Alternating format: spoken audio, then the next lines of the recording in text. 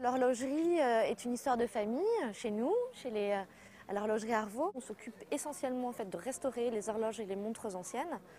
Donc il ne s'agit pas juste de remplacer les pièces ou de faire autre chose, mais effectivement de refaire et de remettre les pièces dans l'état dans lequel elles devaient être à l'époque. Il y a plusieurs choses qui rentrent en ligne de compte quand on veut faire une restauration. Il va y avoir l'état de conservation des pièces et puis il va y avoir l'usure générale du mouvement. Et donc, du coup, il va falloir s'adapter en fait, aux contraintes du château, à savoir que nous, on va juste prendre le mouvement qui se trouve en fait, dans un socle. Donc, on va avoir le socle à restaurer dans nos ateliers et ensuite la remise en place. Donc, la remise en place n'est pas forcément évidente dans le sens où nous n'avons pas l'état complet du socle. Et parfois, vous pouvez être confronté à des difficultés qui sont telles que le mouvement va fonctionner parfaitement dans nos ateliers, il va être impeccable à la seconde près. Maintenant, vous allez le remettre dans le socle. Et comme les bronziers, les marbriers, les ébénistes avec lesquels on travaillait à l'époque faisaient des pièces également uniques en termes de collection, il va falloir s'adapter à tout ça. Donc la difficulté, c'est de pouvoir adapter le fonctionnement par rapport au socle en général, entier en fait.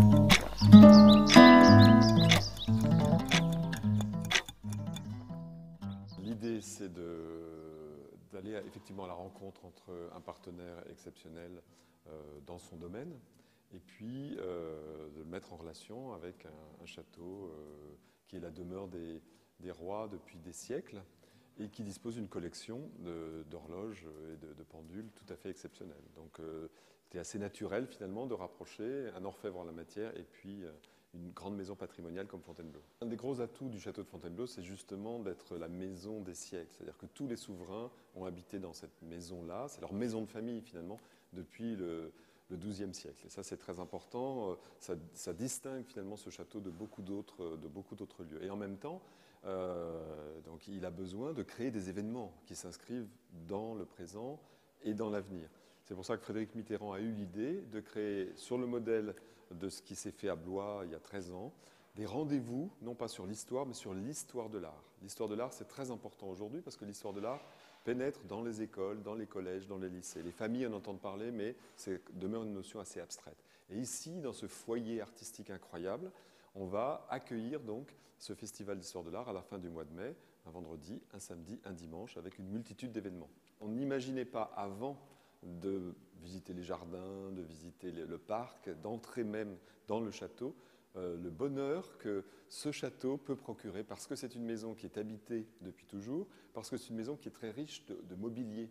Donc on a le sentiment d'être dans un endroit familier, même s'il est extrêmement impressionnant par tout ce qu'il révèle et toutes les collections qui sont les siennes. Mais on a un sentiment de familiarité et au fond, dans une maison qui a une âme. Et je pense qu'on est touché. Quand on visite Fontainebleau, on n'en sort pas indemne. On est touché par quelque chose qui est de l'ordre de la profondeur, de quelque chose de très profond, comme si on retrouvait des souvenirs anciens.